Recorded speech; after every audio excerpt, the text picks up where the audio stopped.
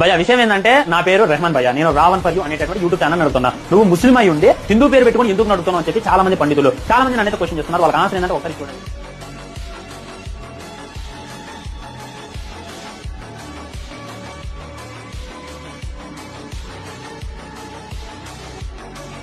ఈ రెహమాన్ మాక్సిమం వాడి వీడియోస్ లో తన రియల్ నేమ్ బయటికి రాకుండా వాడు ఒక హిందువులా నటిస్తూ హిందువులకి బ్రెయిన్ వాష్ చేయడానికి నానా రకాల అటెంప్ట్స్ చేస్తున్నాడు. నేను ఒక సాటి ఇదిగా తిరుపతి వెళ్ళేటటువంటి వాడిగా నేనైతే డైరెక్ట్ గా అడుగుతున్నా, ఇప్పుడు ఉన్నటువంటి టీటీడీ నేను ఒక సాటి ఇదిగా తిరుపతి వెళ్లే వాడిగా ఎంత తెలివిగా ఈ సెంటెన్స్ ఫ్రేమ్ చేశాడో చూసారా. ఇతను ఒక ముస్లిం అని చాలా మందికి తెలియదు. మన దీక్షలని అవమానిస్తూ వీడియో పెట్టి పైగా హిందువుల బిల్డప్ ఇస్తూ మాట వదిలేస్తున్నాడు. కాబట్టి మనం రియాలిటీ అనేది ఎలా ఉందనేది తెలుసుకోవడం చాలా ఇంపార్టెంట్. పుష్ప సినిమా గురించి మాట్లాడుతూ వీడికి ఏ మాత్రం సంబంధం లేని మన పురాణాల్లో ఉన్న వాటి గురించి ఎంత తెలివిగా గొప్పగా చెప్తూ ఇన్సల్ట్ చేస్తున్నాడో మీరే చూడండి. ఉదాహరణకి రాముల వారు వాలిని దొంగ దెబ్బ తీసి చంపేశారు. ఆ మాత్రానికి అందరం మనం దొంగ దెబ్బ తీస్తామా చెప్పండి? ఇలా చేసే వీడు అప్పుడప్పుడు సనకానందం పొందుతూ ఉంటాడు. ఇది వీడి ఓల్డ్ ఫేస్బుక్ ప్రొఫైల్ అండ్ ఇది చూస్తేనే మనకు అర్థమైపోతుంది ఇతను ఒక ముస్లిం అని.